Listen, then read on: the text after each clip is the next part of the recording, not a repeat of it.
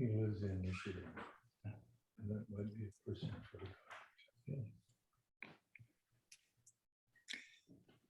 Good evening, everyone. Thank you very much for coming together to immerse ourselves in this rich, wonderful wisdom we call Torah that we inherit and that we contribute to as well. We are in Parshat Pinchas, which is in the book of Numbers, chapter 25, beginning with verse 10.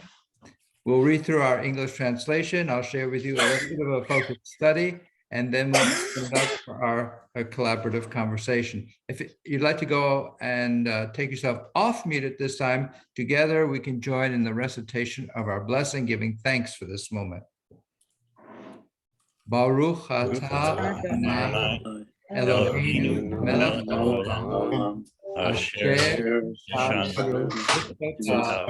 Mitzivanu la'asos divrei Torah.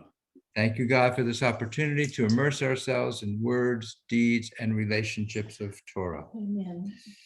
Parshat Pinchas, book of Numbers, chapter 25, verse 10. Adonai spoke to Moses, saying, Pinchas, son of Eleazar, son of Aaron, the priest, has turned back my wrath from the Israelites by displaying among them his passion for me. So I did not wipe out the Israelite people in my passion. Say, therefore, I grant him my pact of shalom. It shall be for him and his descendants after him a pact of priesthood for all time, because he took impassioned action for his God, thus making expiation for the Israelites. Anna, would you like to read a little bit starting at verse 14? The name of the Israelite notable who was killed, the one who was killed with the Midianite woman, was Zimri, son of Salu, chieftain of a Simeonite ancestral house. The name of the Midianite woman who was killed was Cosbi, daughter of Zur. He was the tribal head of an ancestral house in Midian. Yud-Heh-Vav-Heh spoke to Moses, saying, assail the Midianites and defeat them, for they assailed you by trickery. They practiced against you because of the affair of Peor and because of the affair of the kinswoman Cosbi, daughter of the Midianite chieftain, who was killed at the time of the plague on account of Peor. Thank you. Richard, you want to read the beginning of chapter 26? Yes, Rabbi, thank you. When the plague was over, the Lord said to Moses and to Eleazar, son of Aaron, the priest, take a census of the whole Israelite community from the age of 20 years up by their ancestral houses, all Israelites able to bear arms.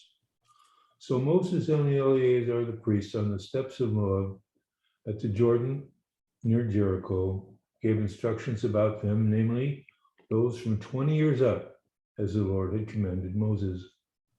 The descendants of the Israelites who came out of the land of Egypt were Reuben, Israel's firstborn, descendants of Reuben, Enoch, the clan of the Enochites, Palu, the clan of the Paluites, of Hezron, the clan of the Hezronites, of Carmi, the clan of the Carmites.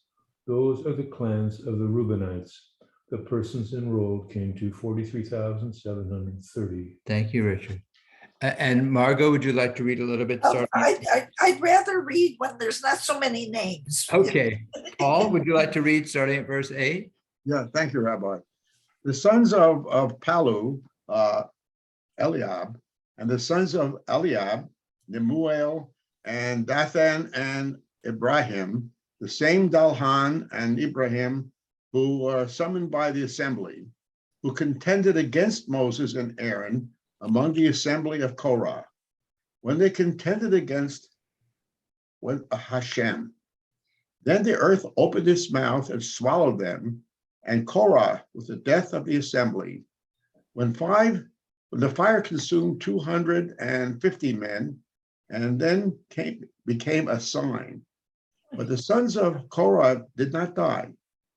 The sons of Simeon, according to their families, of Nemuel, the Numelite family of Jamin, the Jaminite family of Jachin, the Jachinite family of Zerah, and Zerahite family of Shaul, the Shaulite family. These are the families of the Simeonites, 22,200. The son of Gad, according to their families, of Zephon, the Zephonite family, of Hagi, the Haggite family, of Shuri, the Shunite family, of Ozni, the Oznite family, of Eri, the Erite family, of Arad, the Arad family, of Areli, the Arelite family. These are the families of the sons of Gad, according to their count, 40,500. Thank you so much, Paul. Mark, would you like to read a little bit, starting at verse 19? Sure. I'm reading, by the way, from a Chabad text, so it's going to be a little different. Okay. The sons of Judah were Er and Onan, but Er and Onan died in the land of Canaan. The descendants of Judah, according to their families, the family of the Shelonites from Shelach, the family of the Perizzites from Perez, the family of the Zerahites from Zerah. The descendants of Perez were the family of the Hezronites from Hezron, the family of the Hamulites from Hamul. These were the families of Judah, according to those of them counted, 76,500. The descendants of Issachar, according to their families, the family of the Tolites from Tola, the family of the Punites from Puva, family of the Jashubites from Jashub, the family of the Shimronites from Shimron. These were the families of Issachar, according to those of them counted, 64,300. The descendants of Zebulun, according to their families, the families of the Zardites from Zered, the family of the Elonites from the Elon, the family of the Jahilites from Jalil. These were the families of Zebulun, according to those of them counted, 60,500. Thank you so much, Mark. Let me invite June. Would you like to read a little bit, starting at verse 28? Thank you, Rabbi. The sons of Joseph were Manasseh and Ephraim by their clans. Descendants of Manasseh, of Machir, the clan of the Maharites. Machir begot Gilead, of Gilead, the clan of the Gileadites. These were the descendants of Gilead, of Iezer, the clan of the Iezerites, of Helek, the clan of the Helekites, of Azriel, the clan of the Azrielites, of Shechem, the clan of the Shechemites, Shemida, the clan of the Shemidites, Hefer, the clan of the Heferites. Now Zelophehad, son of Hefer, had no sons, only daughters. The names of Zelophehad daughters were Mala, Noah, Hagla, Milcah, and Tirzah. Those are the clans of Manasseh, persons enrolled, 52,700. These are the descendants of Ephraim by their clans, of Shuthelah, the clan of the Shuthelites, of Becha, the clan of the Becharites, of Tahan, the clan of the Tahanites. These are the descendants of Shuthelah, of Iran, the clan of the Aaronites. Those are the clans of Ephraim's descendants, persons enrolled, 32,500. Those are the descendants of Joseph by their clans. Thank you so much, June. Let me invite Jim. Would you like to read a little bit, beginning at verse 38? Thank you, Rabbi. The descendants of Benjamin by their clans of Bela, the clan of the Belaites, of Ashbel, the clan of the Ashbelites, of Aharam, the clan of the Aharamites, of Shephufam, the clan of the Shufamites, of Hufam, the clan of the Hufamites. The sons of Bela were Ard, Naaman, the clan of the Ardites, of Naaman, the clan of the Naamanites. Those are the descendants of Benjamin by their clans, persons enrolled, 45,600. These are the descendants of Dan by their clans, of Shuham, the clan of the Shuhamites. Those are the clans of Dan by their clans, all the clans of the Shuhamites, persons enrolled, 64,400. Descendants of Ashur by their clans, of Imnah, the clan of the Imnites, of Ishvi, the clan of the Ishvites. of Beriah, this clan of the Berites, of the descendants of Beriah of Heber, the clan of the Heberites, of Malchiel, the clan of the Malchielites. The name of Asher's daughter was Sarah. These are the clans of Asher's descendants. Persons enrolled, 53,400. Descendants of Naphtali by their clans of Jazeel, the clan of the Jazeelites of Guni, the clan of the Gunites of Jezar, the clan of the Jezerites of Shalem, the clan of the Shilemites. Those are the clans of the Naphtalites, clan by clan, persons enrolled, 45,400. This is the enrollment of the Israelites, 601,730. Thank you so much, Jim. And Robert, would you like to read a little bit beginning at verse 52? Yes, thank you. And the Lord spake unto Moses, saying, unto these the land shall be divided for an inheritance according to the number of names. To many thou shalt give the more inheritance, and to few thou shalt give the less inheritance. To every one shall his inheritance be given according to those that were numbered of him. Notwithstanding, the land shall be divided by lot, according to the names of the tribes of their fathers they shall inherit. According to the lot shall the possession thereof be divided between many and few. And these are they that were numbered of the Levites after their families: of Gershon, the family of the Gershonites; of Kohath, the family of the Kohathites; of Merari, the family of the Merarites. These are the families of the Levites: the family of the Libnites, the family of the Hebronites, the family of the Malites, the family of the Mushites, the family of the Korathites. And Kohath began Amram. And the name of Amram's wife was Jochebed, the daughter of Levi, whom her mother bare to Levi in Egypt. And she bare unto Amram Aaron and Moses and Miriam, their sister. And unto Aaron was born Nadab and Abihu, Eleazar and Ithamar. Nadab and Abihu died when they offered strange fire before the Lord. And those that were numbered of them were 23,000, all males from a month old and upward.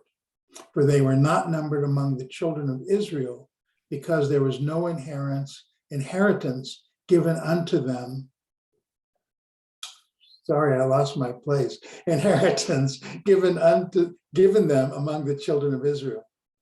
These are they that were numbered by Moses and Eleazar the priest, who numbered the children of Israel in the plans of Moab by Jordan near Jericho. But among these, there was not a man of them whom Moses and Aaron the priest numbered, when they numbered the children of Israel in the wilderness of Sinai. For the Lord had said of them, they shall surely die in the wilderness. And there was not left a man of them save Seleb, the son of Jephunneh, and Joshua, the son of Nun. Thank you so much. And Margot, would you like to read a little bit at the start of chapter 27? I must say that last year when we read this, I told my granddaughter, who's a PhD student candidate in English, the story of these girls. She used it in a paper that she wrote. Wow. The daughters of Zelophehad of Manasseh family, son of Hefer, son of Gilead, son of Machar, son of Manasseh, son of Joseph, came forward. The names of the daughters were Mala, Noah, Hagla, Mika, and Tiza. They stood before Moses, Eleazar the priest, the chieftains, and the whole assembly at the entrance of the tent of meeting. And they said, our father died in the wilderness. He was not one of the faction, Korah's faction, which banded together against the Lord, but died for his own sin. And he has left no sons. Let not our father's name be lost to his clan just because he had no sons. Give us a holding among our father's kinsmen.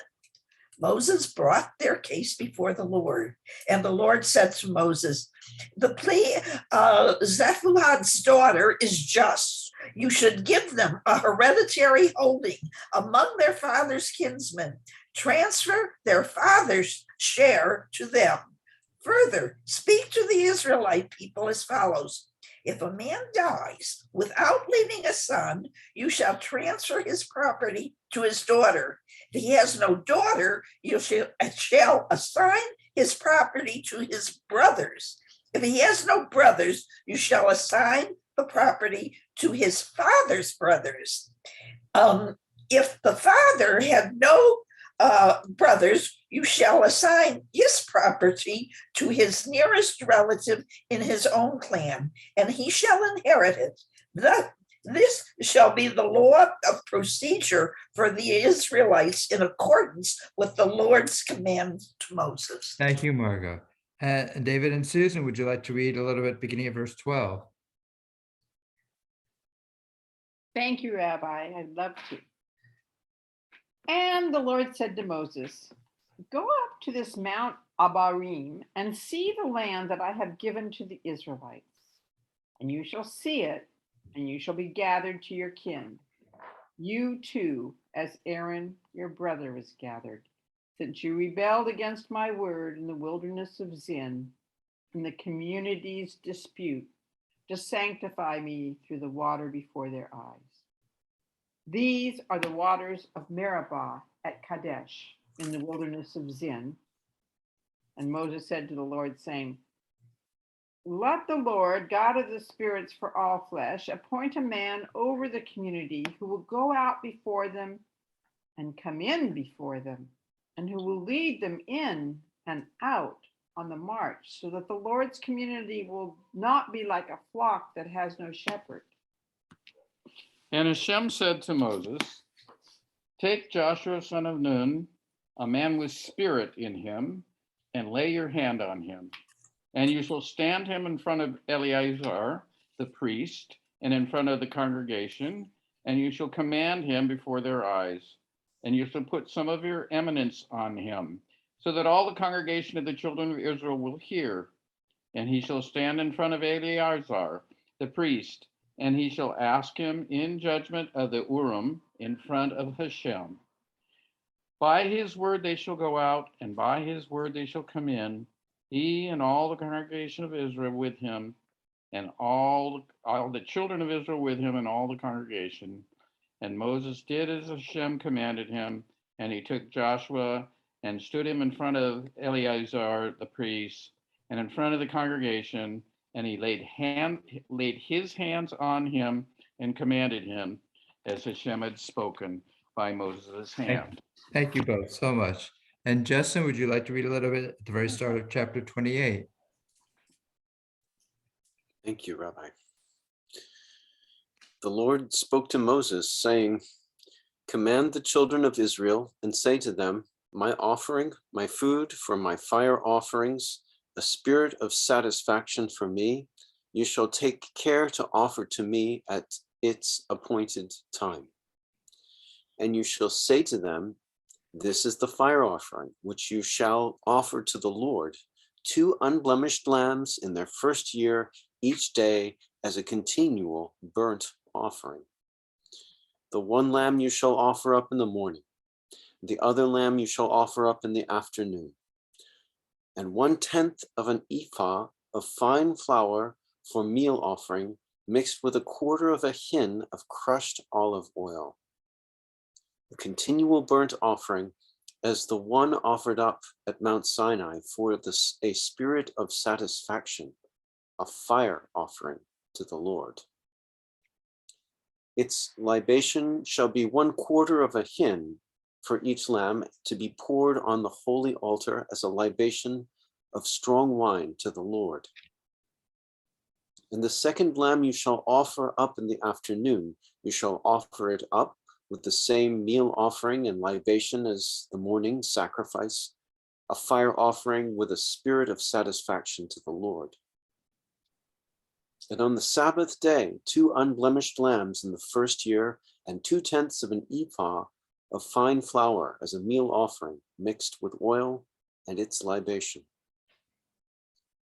This is the burnt offering of each Shabbat and on its Shabbat, in addition to the continual burnt offering and its libation. Thank you so much. And Catherine, would you like to read a little bit beginning of verse 11? Thank you, Rabbi. On your new moons, you shall present a burnt offering to the Lord, 2 bulls of the herd, 1 ram, and 7 yearling lambs without blemish. As meal offering for each bull, 3/10 of a measure of choice flour with oil mixed in.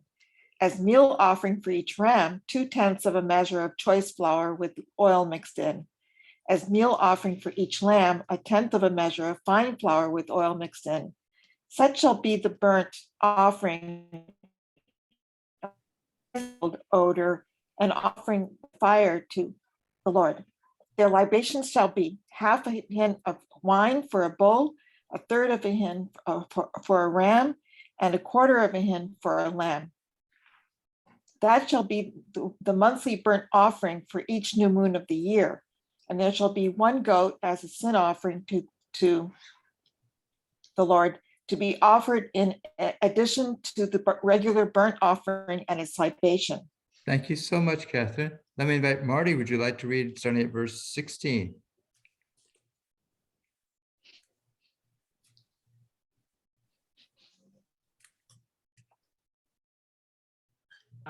Thank you, Rabbi. In the first month, on the 14th day of the month, there shall be a Passover sacrifice to the Lord. And on the 15th day of that month, a festival. Unleavened bread shall be eaten for 7 days. The first day shall be a sacred occasion. You shall not work at your occupations. You shall present an offering by fire, a burnt offering to the Lord. 2 bulls of the herd, 1 ram, and 7 yearling lambs. See that they are without blemish. The meal offering with them shall be of choice flour with oil mixed in. Prepare 3/10 of a measure for a bull, 2/10 for a ram, and for each of the 7 lambs, prepare 1/10 of a measure. And there shall be 1 goat for a sin offering, to make expiation in your behalf. You shall present these in addition to the morning portion of the regular burnt offering. You shall offer the like daily for 7 days as food, an offering by fire, a pleasing odor to the Lord. They shall be offered with their libations in addition to the regular burnt offering. And the 7th day shall be a sacred occasion for you. You shall not work at your occupations. Thank you so much. And Jay, would you like to read a little bit beginning at verse 26?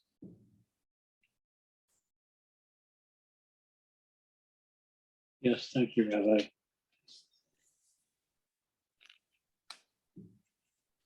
'26. Yes, of chapter 28. 28. Did you say 26 or 28? Chapter 28, verse 26. Verse 26. On the day of the first fruits, or feast of weeks, when you bring an offering of new grain to Adonai, you shall observe a sacred occasion. You shall not work at your occupations. You shall present a burnt offering of pleasing odor to Adonai, 2 bulls of the herd, 1 ram, 7 yearling lambs.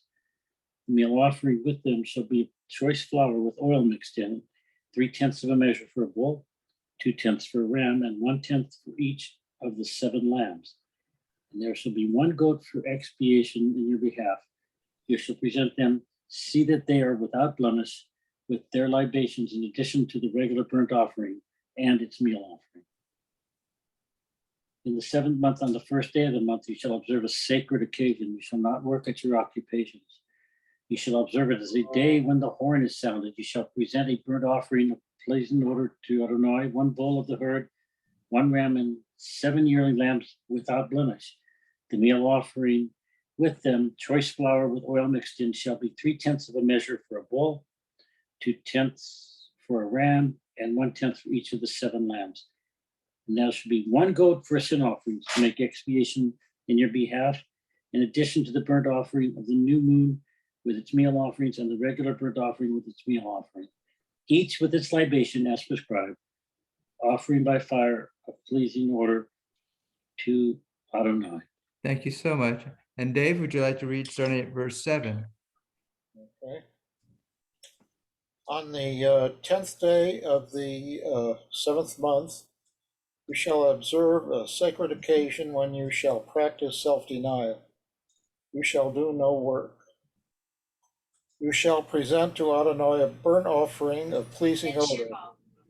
1 bull of the herd, 1 ram, 7 yearling lambs. See that they are without blemish. The meal offering with them of choice flour with oil mixed in shall be 3/10 of a measure for a bull, 2/10 for the 1 ram, 1/10 for each of the 7 lambs. And there shall be 1 goat for a sin offering, in addition to the sin offering of expiation and the regular burnt offering with its meal offering, each with its libation. On the 15th day of the 7th month, you shall observe a sacred occasion. You shall not work at your occupations. 7 days you shall observe a festival of Adonai.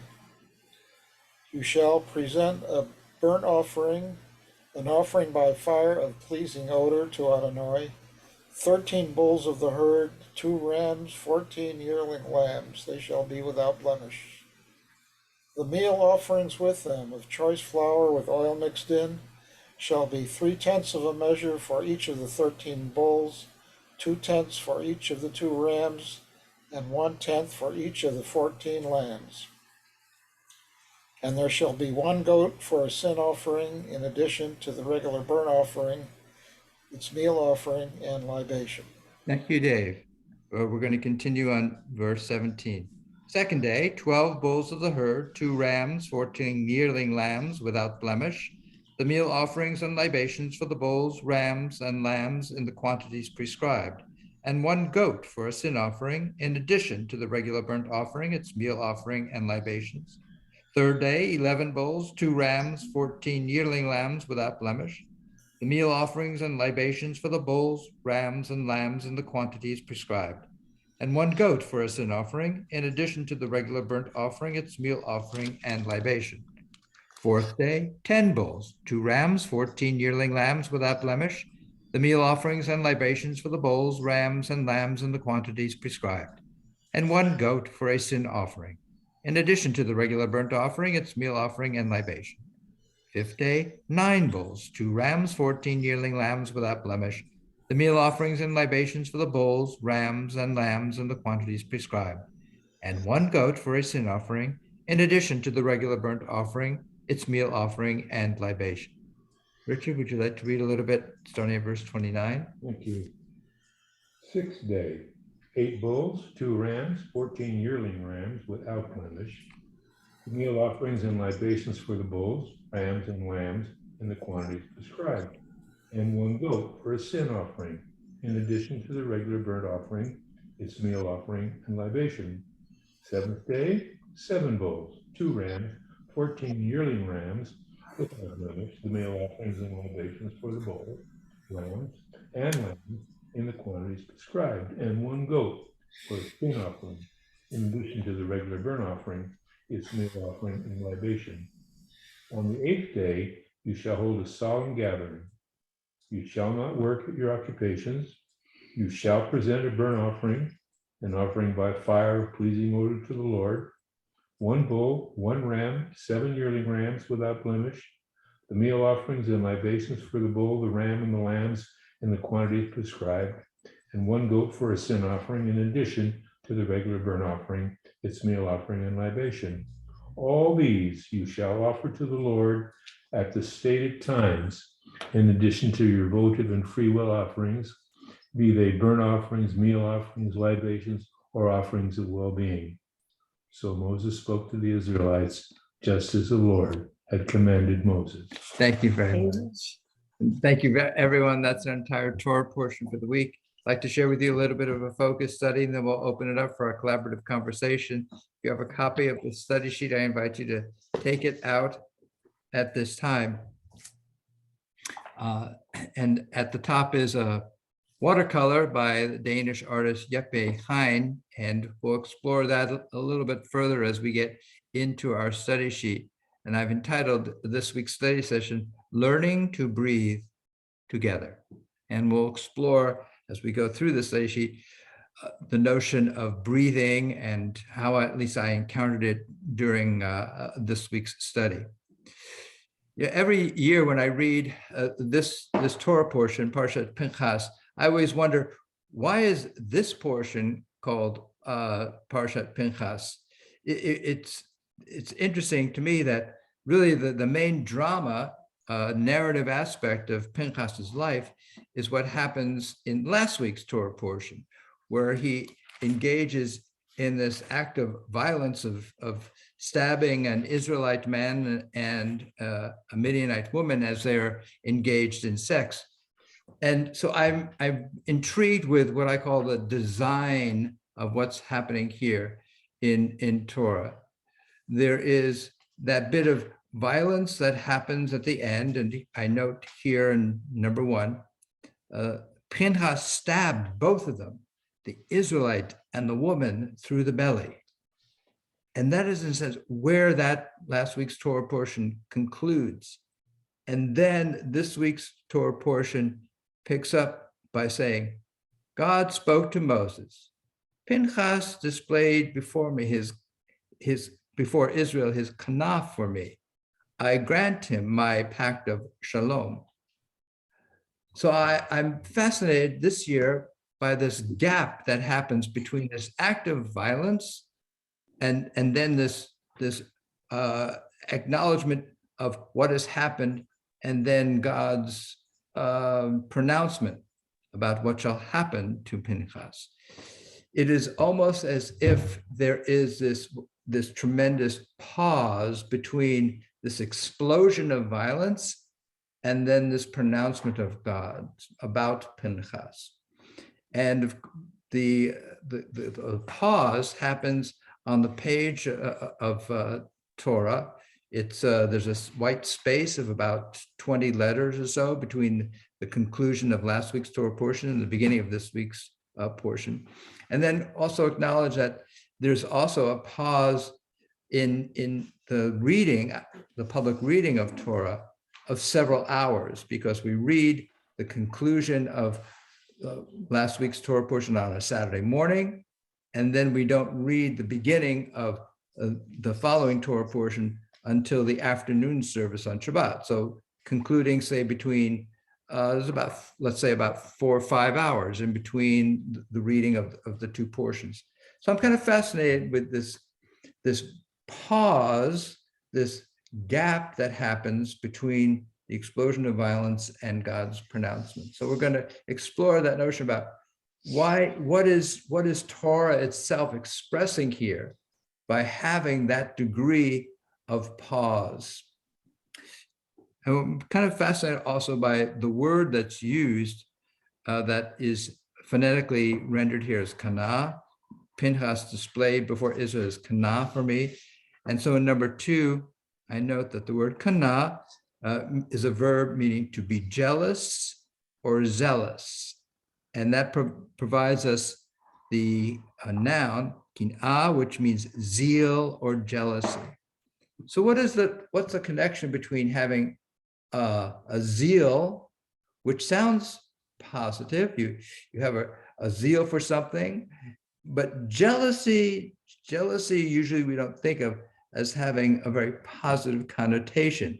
Jealousy sometimes reflects a sense of a low self-esteem. Jealousy may reflect a sense of a coveting of something that someone else has. So what's the connection here between to have zeal and to have a sense of jealousy? And then if we then play with the word zeal in English, we come up, of course, with the word zealot, which has some negative connotations to it, as it does indeed within Jewish tradition. So the connection between zeal and jealousy, whether these are positive qualities or not, is revealed in a relationship that Jewish tradition finds between Pinchas and another character in the Bible. And that's in number 3. And this has to do with the prophet Elijah. So here, number 3 is from first book of Kings, chapter 19.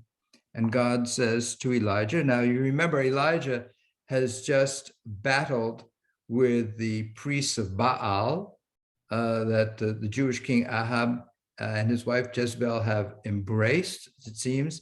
And so he's engaged in this war with the priests of Baal that has led to a very violent confrontation where blood was shed.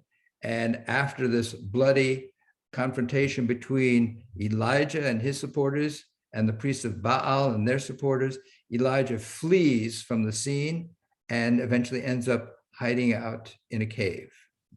And it's at this point that God speaks to Elijah. Why are you here, Elijah? He replied, I am full of zeal for Adonai. Kan o kineti. So the same word that's used to identify the feelings that Elijah has is the same word that's used to identify the feelings that Pinchas has for God, this sense of zealotry. Well, how is this zealotry treated? So you see here in number 4, and this is from a medieval midrash, Yalkut Shmoni, it says explicitly, Pinchas is Elijah. There is, in this tradition, midrashic tradition, Pinchas and Elijah are in fact one and the same. And then there's midrash that goes on to talk about their respective zealotry. Israel cannot withstand your zealotry. You were jealous at Shittim, and now you are zealous at Mount Carmel. You spilled blood there, and you spilled blood here in your zeal for God. So here is this midrash, which is now treating both Pinchas and Elijah as their sense of passion for God has manifested itself violently. And the midrashic tradition views both of them as needing some kind of rehabilitation of their character. In the case of Elijah, it's very explicit. Elijah's rehabilitation, according to Jewish tradition, is to take the form of his being present at every bris. And some may say, that's an act of honor. To have for Elijah to be present at every bris is an honor. We build special chairs in Jewish tradition.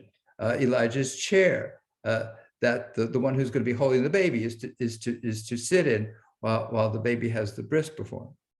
But Jewish tradition also reads as actually Elijah is commanded to be present at the bris so that he can learn how dedicated people are to God, that he can overcome his sense of self-righteousness, overcome his sense of zealotry, and can begin to calm down in the presence of new life and the presence of Jewish people bringing forward their children into covenant with God. And here, so I want to suggest that the same thing is happening here with Pinchas. When it says, I grant him my pact of shalom, and shalom here can either be rendered as peace or wholeness.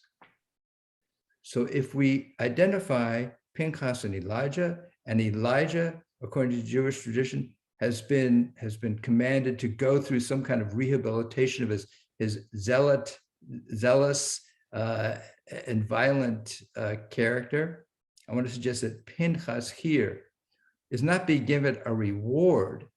He's being, in a sense, referred to rehab as a way to engage in some kind of deep reflection and some kind of repair of his violent and overly zealous nature.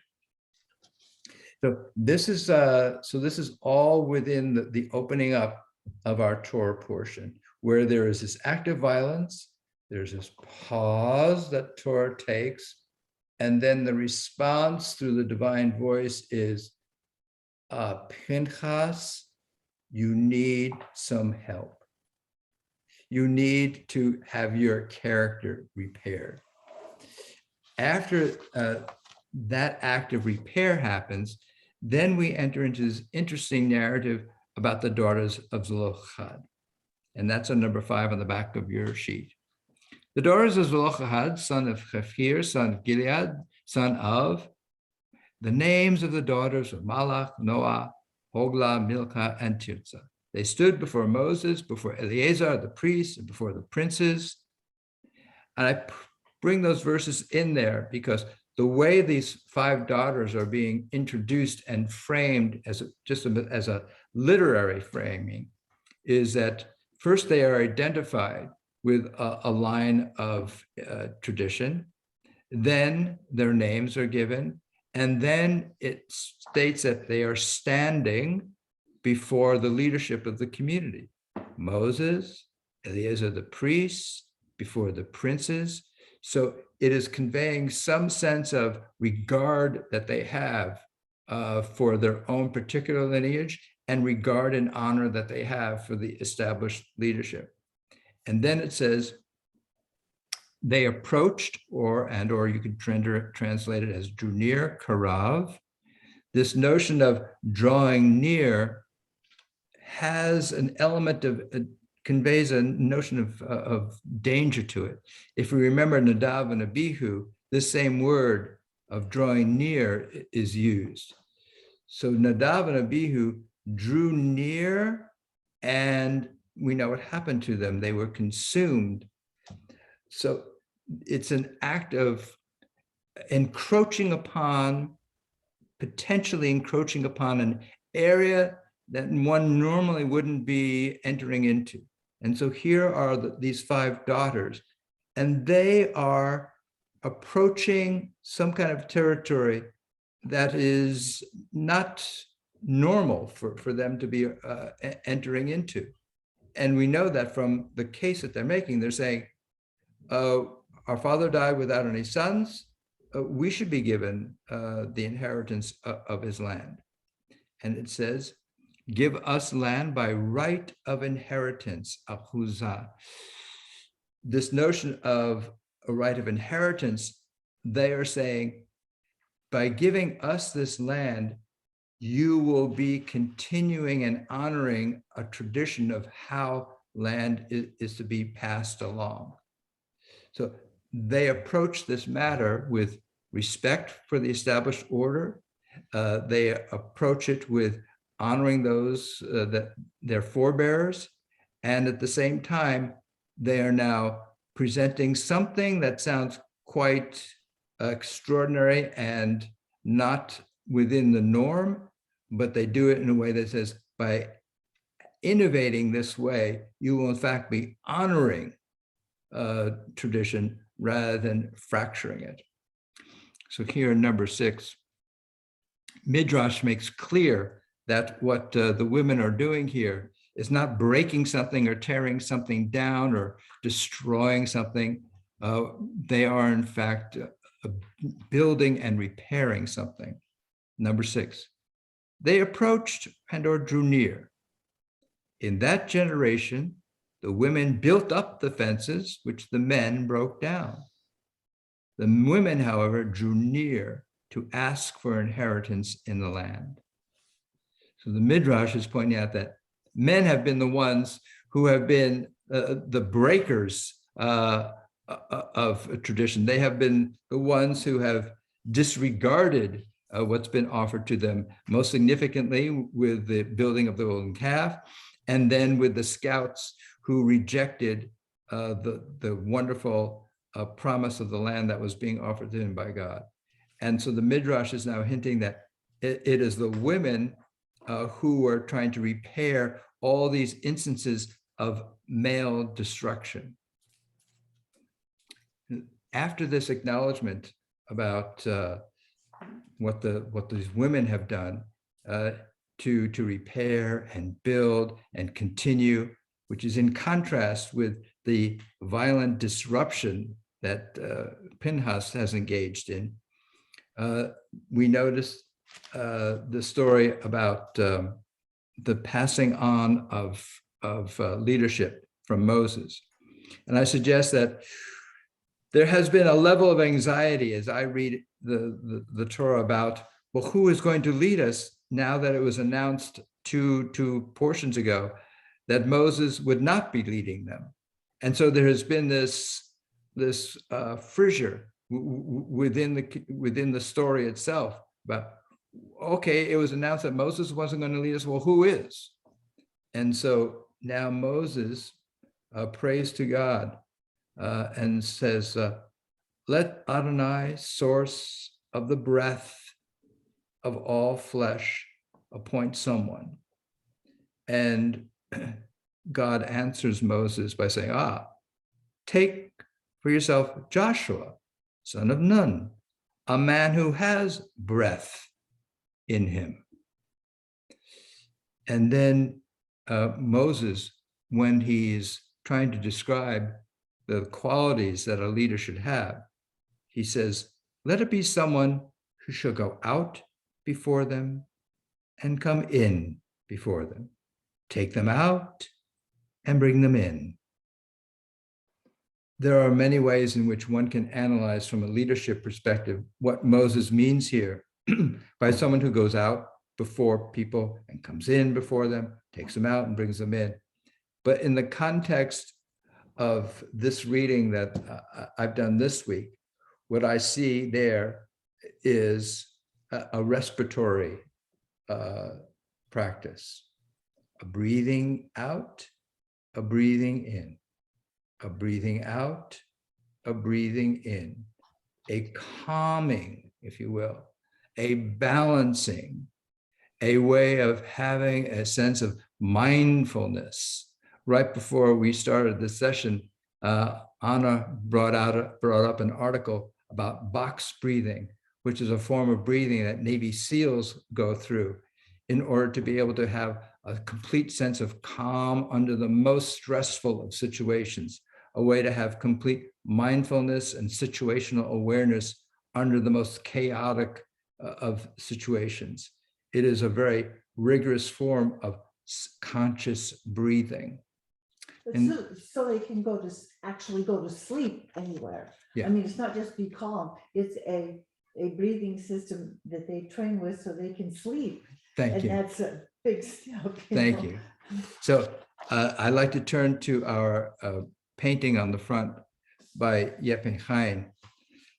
Jeppe Hein is a Danish artist, and at some point in his life, he had an emotional breakdown. And the way he was able to emerge out of this emotional breakdown was to engage in a practice of conscious breathing. And he began to incorporate his practice of conscious breathing into his painting by taking a brush, taking a breath, and then painting his breath. And then he'd take another breath, he'd take his brush and he'd paint his breath. Okay. And then he had exhibitions, and he would invite people when they came to his exhibitions. He would place canvases on the wall, and he would invite others to engage in the same visualization, the same visual manifestation of their breathing. He would give them a paintbrush, some paint, and say, just take a breath and brush. Take a breath and brush. And through this, he found that people not only became aware of their own breathing, but because they were part of a group, they became aware of the breathing of others. And he then took this to the next step, which was he had a project at the United Nations in 2019, and diplomats and dignitaries had the same opportunity to be within a group of people, and each one had the capacity to paint their breath. And then he took this to Central Park, where he had 6 huge canvases spread out over 600 feet and invited people to take up a brush and just breathe and paint their brush. And he says, this is a way that we not only experience something of ourselves, but we experience something of one another, that we're all here learning to breathe together. And I want to suggest that that's what I got out of this week's Torah portion, that the Torah itself is trying to encourage us to learn to breathe together, to take in some kind of conscious breathing practice that calms us down amidst all the chaos and the frenzy, to take pause so that we learn that the source of all life is about breath. And if we want to manifest the source of all life, we learn to not only breathe ourselves, but we learn to need to breathe together. With that, I'd love to hear what you saw in this week's Torah portion, what you experienced. If you raise your hand, I'd love to call upon you. David, Susan, you have your hand raised. Go ahead. There we go. So it was Susan, and I have a comment and 2 questions. So the comment is that it reminds me of the Karate Kid. Wipe on, wipe off. And it's just kind of, that was a movie that really touched a lot of people. And that's one of the things that they all took from that movie, or most people took from that movie. My question is kind of a 2-part question. And that is our challah related to the grain offering? And if so, I have heard frequently where people found that their mother took a piece of the challah before they baked it and they threw it in the oven. And the most common explanation was, well, that's how it fit my pan. But I think maybe it came from maybe tossing the offering into the oven. Well, challah is that bit of, yes, it is the bit of offering that's made. And so sometimes that's where that tradition comes from, because the challah is the offering itself. Yeah. So thank you for noticing that. And one quick thing about the Karate Kid. So long before the Karate Kid movie was made, there's a Hasidic story, which is someone is learning with a rabbi, and the rabbi says, you learned everything from me that you can. I'm going to send you to another Rebbe, and he's going to teach you even more. And so this student goes to this other Rebbe who is working in an inn, and the Rebbe says, okay, this is what you're going to do. You're going to wash all these pots and pans. You're just going to wash and wash and wash and wash. And now you're going to dry and dry and dry. And that went on for weeks until the student went back to his first rabbi and says, why did you send me to him? All he did was teach me how to wash and dry dishes. And then the Rebbe says, now you've learned everything. Okay, so with that, Robert, love to hear what you heard, saw, and then we'll call Paul and Marty. I'll try and keep Karate Kid out of it, but that was delightful. 3 things come to mind when you think. First of all, I love the imagery. Thank you so much for focusing on the imagery. So, when you breathe in, breath is often equated with spirit. And so when they were, this verse of breathing in, to breathe in the spirit that Moses had brought. But one of the things that came to my mind also in everyday life, if we're learners and we're humble participators in life, we should be, I believe, breathing in understanding. And I quickly went to this Navy SEALs routine. You breathe in for a second, you hold it for a second. And I loved it because then you keep that understanding or wisdom or thoughtfulness, learning, whatever it is, you let it ruminate so that it has some meaning, and then it can be breathed out to another in the course of conversation. And the last thing that comes to my mind, it's interesting that the arts of today, so many of them are participatory versus in the early days where they were passive. We have a dear friend who's a neighbor, and she's a very serious artist. And one of the things she brought to our home when we were having an afternoon of spiritual conversation was a watercolor with very little on it, except one color, maybe a little bit else. And I realized immediately, because I knew her, not to think of it as, well, a child could do this, but what is it that the artist is trying to have us get from it? And I think this is different. You go through the Louvre and you have art that you can't believe anybody can do, but it's passive in the sense that we look at it, right? So in that sense, that's all I wanted to say. Thank you so much for that. That's a lovely, lovely piece to have brought into the conversation. Thank you, Robert. Paul, and then Marty. Yeah, well, first of all, in reading what you wrote, in terms of the breathing in and out, doing that, to start with, and then so soon after that, I listened to the text. And in the old days, when I first started here, I was always a big text person. But now I'm learning too that there's the Midrash, the idea of letting you loose, the interpretation is probably more, well, it's important. So anyway, the sentence that got to me was, God calls Moses over and he says, look over there, over the hill, and down there is a place, you know what, that you're not going to get there. And so that struck me, and now there's two ways to look at that. One is the cynical way I just try the best to emote, and where he sticks to his word. He said he was going to do something, and he does it. That's to be admired. On the other hand, maybe this breathing in and out is not a bad idea. Maybe it would have been nicer in that story that Moses actually did not only see the land, but actually partake in getting there. And so now, so I look at the two ideas. You had the word zealotry and jealousy. You're trying to get subtleties there. Well, you got two more separate ideas. One is cynicism, and the other is keeping your word. God made the decision to keep your word. So that's the decision of Midrash, lowercase m, Pinchas, lowercase p, because my name is Pinchas also.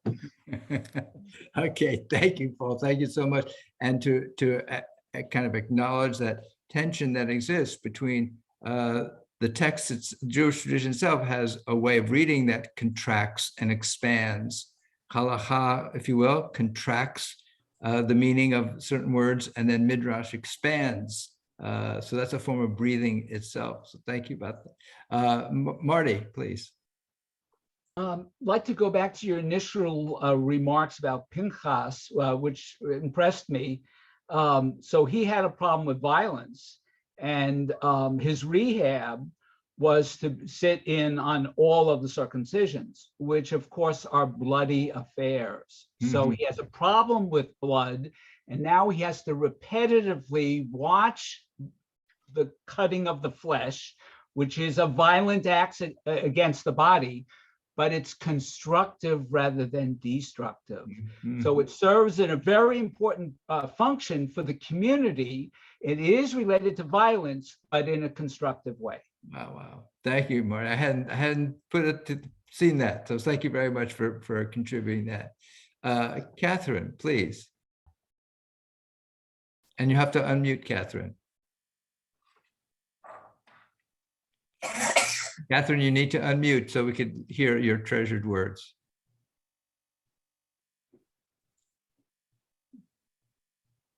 Catherine? Yes, Catherine? okay, I found it. I couldn't find myself to unmute. Oh, I have that problem. Lucky girl. so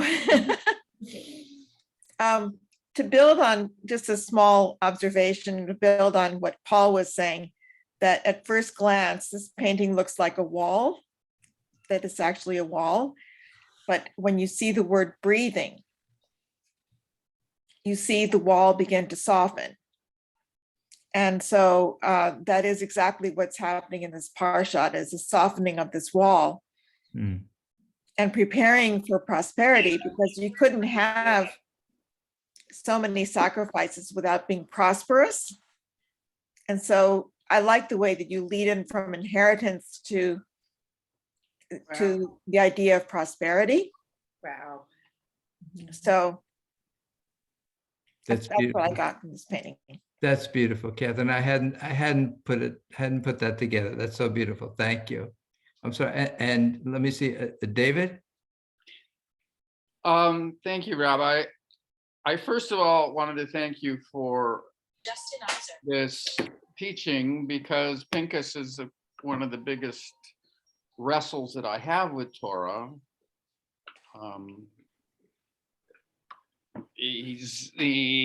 Pinchas is an inspiration to some of the worst behavior on the part of Jews toward other Jews. So it's been something I've been struggling in for a long time. And this helps because of this breath of shalom. Go thou repair yourself, and then having him in some sense present at the Brit Milah as a sort of shuvah. God damn it. That all helps, but that's Hello, not Justin. my comment. I have something completely different. This is, and not particularly profound. This Torah portion is full of lists of genealogies and counts, and then a recitation of the most important holidays in Judaism without much information in it, except how many bulls, etc. When suddenly I got to the end of it and I realized that every day at the very end of that part, it doesn't say so, but I read it earlier today and go, what is this talking about? And I finally figured out Sukkot. And then I noticed that the number of sacrifices goes down one by one every day, from day 1 down to day 8, which brings to mind a very famous argument between Hillel and Shammai about the candles on Hanukkah, where one of the things I learned was, Shammai was saying Hanukkah was a recreation, a revivification of Sukkot that was out of place in the calendar because they had to do it and they had to do it. And therefore you had to do it like Sukkot, where everything declines. I know nothing about the Sukkot that says everything declines over Sukkot, but there it is in this Torah portion. Thank you. So maybe it is that both views prevail in some kind of way. And David, I want to thank you again for kind of emphasizing how looking at Pinchas this way was a form of relief for you, a sense of redemption, perhaps, of the text itself.